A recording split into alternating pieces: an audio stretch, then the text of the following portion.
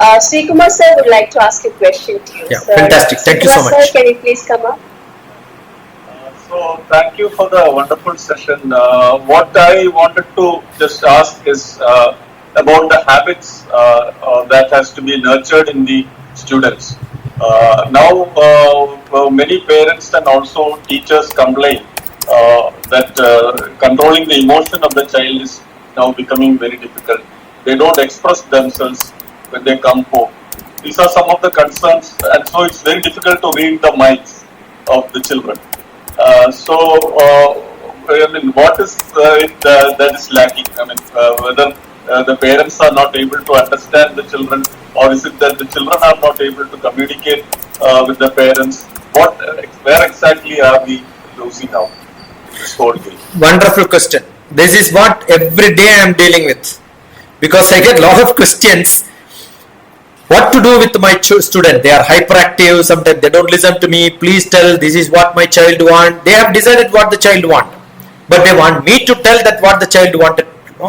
Emotional intelligence for corporate communication. The higher level, I wrote a book on emotional intelligence and corporate communications. I've got 6 books written on the mental ability of early childhood. How do you make them to fit for the society today? And adolescence stage, there is another book written, and another book on what teachers are supposed to do in the classrooms for controlling or maybe guiding or mentoring the adolescents children.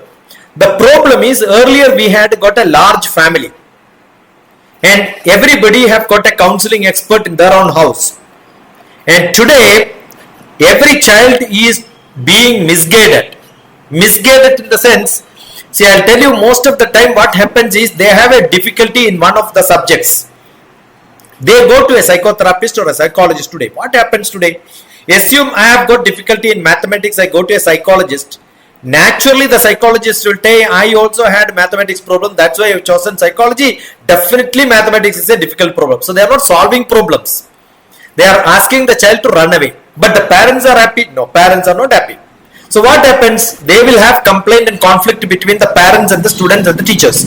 I'll tell you, there are a lot of couple of psychotherapy, counseling expert. They went to a school and then all the result what they gave, the report gave was, your maths teacher is bad, physics teacher is bad, chemistry teacher is bad. That's it. It's not a solution. So what happens is, I've written a book on Life Made Simple, in which I said, when age is 3, you ask a child who is the greatest person in the world. They will tell, my mother and father is the greatest person in the world. When they become 5 years, you ask them who is the greatest person, they will say, my KG teacher is the best.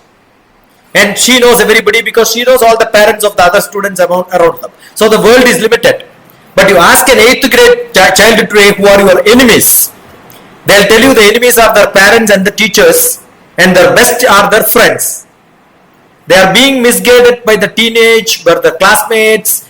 There are a lot of family problems. I have seen in Kerala, where one of my workshop was very specific, dedicated to people who had got a lot of problems with addictions on ganja, all the opiums, and that too in the cream layer, best schools, the so-called strict schools run by the great management. It's unstoppable. That is because they don't have a place where they can open up their mind. The parents are by mistake accidentally become parents. They have not gone into. You imagine a parent calls me and say that my child did not get first rank. Then I asked which class? It's KG. The parents want their child to become first class, first rank in the KG. I was talking to the teachers in a group, and one of the teachers from Calcutta was asking, how do I finish my syllabus the way you are going to tell? This is how people have to teach. You should have all this drama, acting, dance, song and all that. The teacher is saying that no, she will not be able to finish classes. Then I asked which class? UKG. See, we are bounded with a framework. The framework is, parents are supposed to be like this, teachers are supposed to be like this.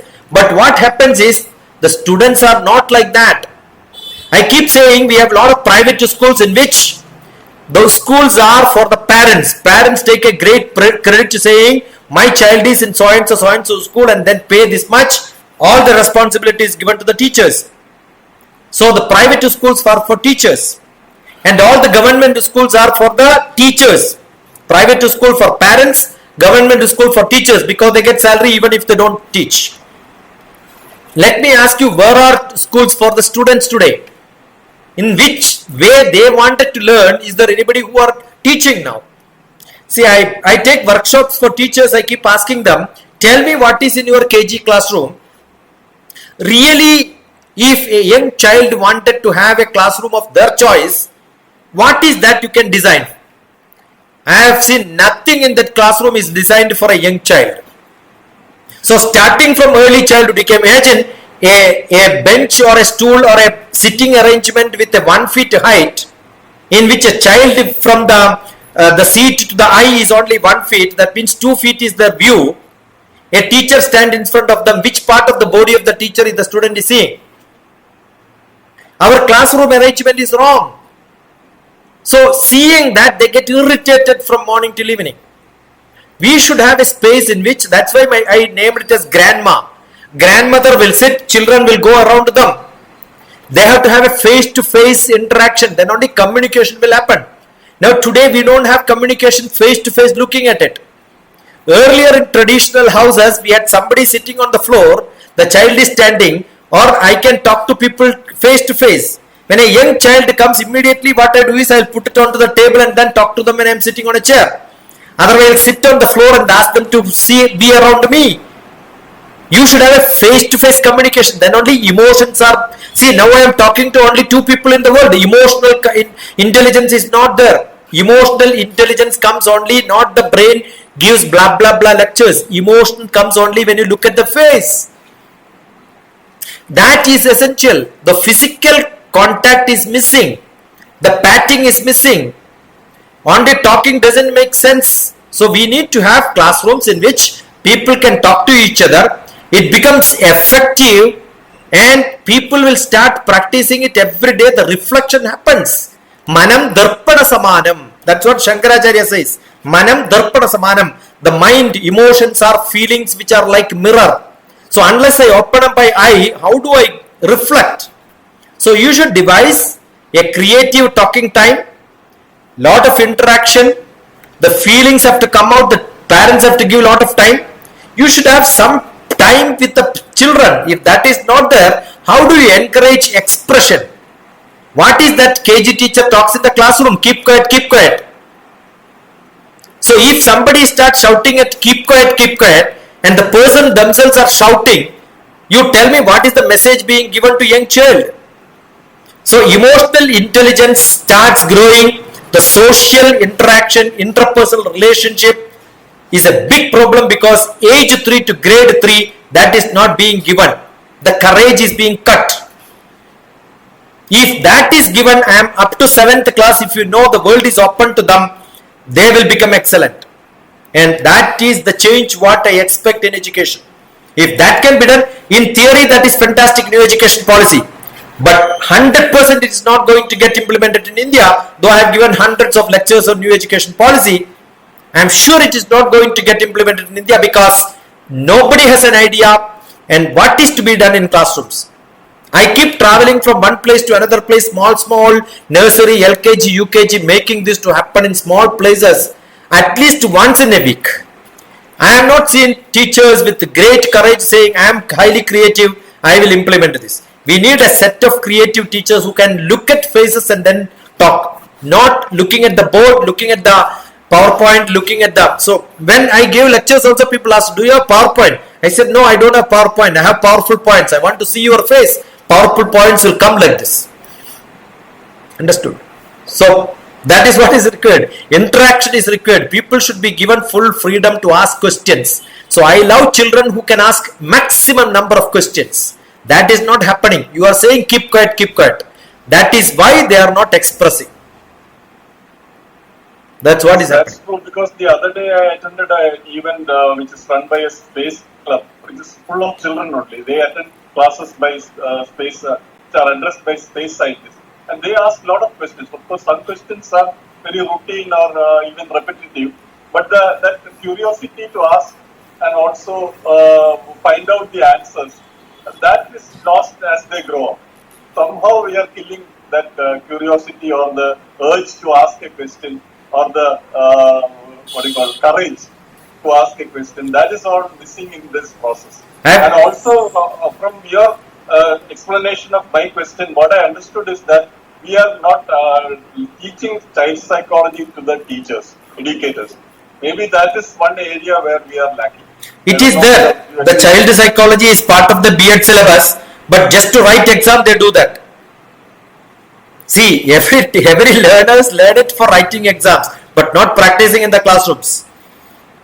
I taught psychology in the classrooms for B.Ed classes. I taught classroom arrangement. Classroom arrangement also is being told.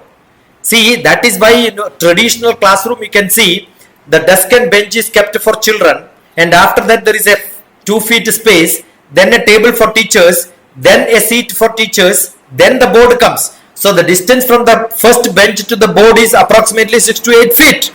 But what happens to the teachers? They go and stand in front of the first student in the bench. They lean to the students and speak.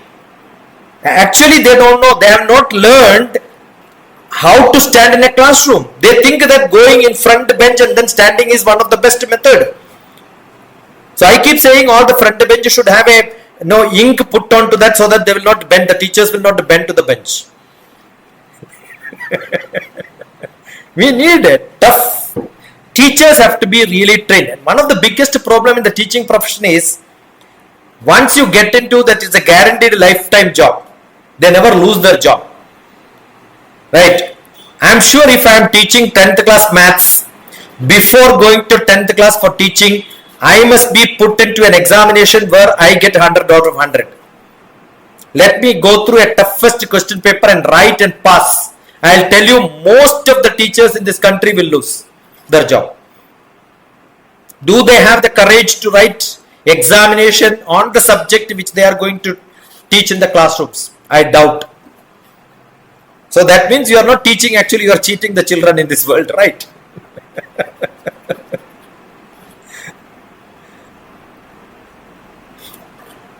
Thank you, sir, for that.